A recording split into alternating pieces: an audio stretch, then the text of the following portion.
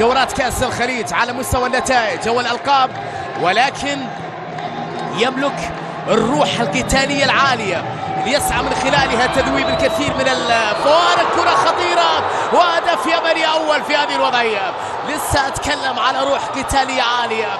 يسجل منتخب اليمن بعد 7 دقائق فقط أول أهدافه في هذه المباراة بعد عرضية في منتهى الروعة وغفلة من الدفاع السعودي. يحصل اليمن على هدف مفاجئ للجميع في هذه الأثناء بعد ما يقارب 8 دقائق لعب الآن في هذه المباراة.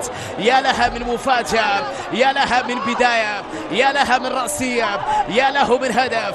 اليمن تتقدم بالهدف الأول، تترك التاريخ جانبا، تترك الألوان وتفكر في الحاضر وتقدم أداء قويا في هذه المباراة ضد الأخضر بهدف مبكر في منتهى الروعة لفريق نور الدين ولد علي بعرضية برأسية وبهدف أول في شباك العويس.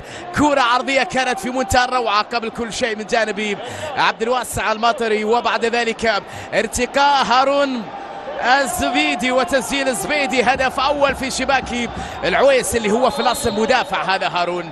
لا، محمد أمان طويلة إلى الأمام، البيهي خاطئة، هدف ثاني للمنتخب اليمني.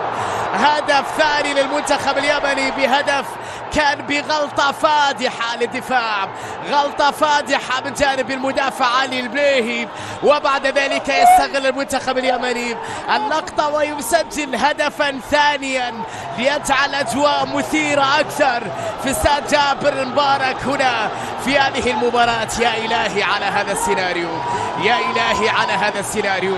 من كان يتخيل هذه الوضعية، هذه الصورة، هذه اللقطة، هذا الهدف؟ من كان يتخيل حتى هذه النتيجة؟ المنتخب اليمني اللي كان عنده إيمان بقدراته وإمكانياته يخطف هدف.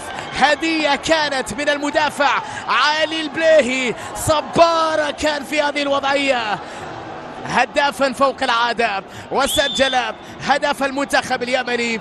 خطأ كبير من المدافع علي البليهي. الأخطاء في الكرة عندها طبعا أهميتها، وبالتأكيد بدون تفاهم بين المدافع والحارس صبارة يخطف الكرة ويضع الفرحة في اليمن بهذه اللقطة ليسجل اليمن السعيد هدف ثاني في هذه المباراة. تركم انتظار من الجميع.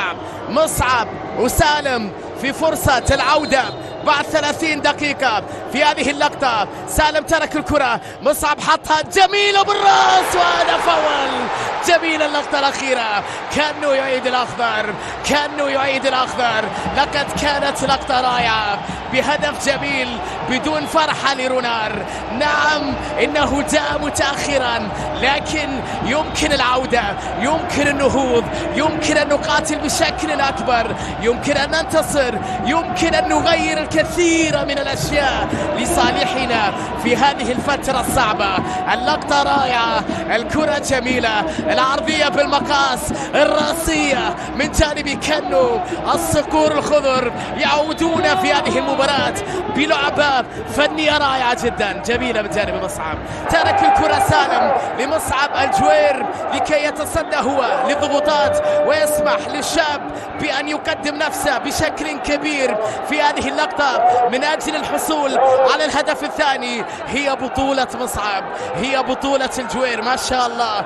وإن شاء الله تكون بصمة واضحة في هذه المباراة، ومعها عودة الأخضر، ومعها عودة الأخضر، ومعها عودة الأخضر. يا جوير، يا عيني يا عيني، الله يا مصعب، الله يا مصعب، يا سلام.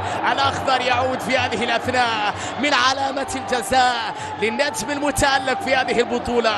خليجي 26 تشهد لمعان أكثر وتألق أكبر لمصعب الجوير، ما شاء الله. يسجل في هذه الأثناء مثل ما فعلها في المباراة الماضية، يصنع في هذه المباراة مثل ما فعلها في المباراة الماضية. يقود وسط الأخضر بثبات استغلال.